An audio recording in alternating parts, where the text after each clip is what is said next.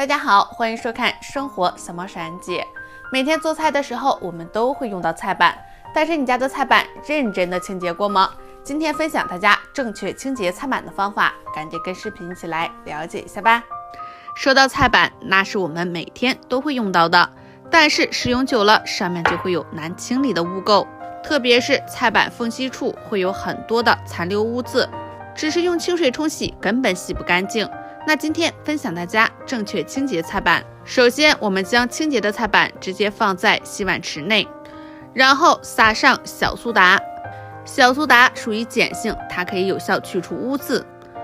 接下来再撒上食盐，食盐可以使我们在擦洗菜板的时候会增加摩擦力，使污渍更好去除。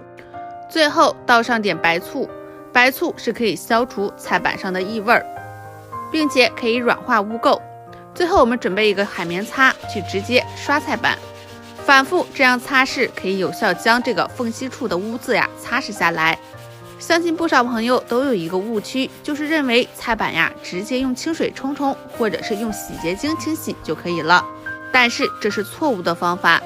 我们用了白醋、小苏打、食盐都是可以食用的，所以用这几样清洁菜板可以很干净的去除污渍。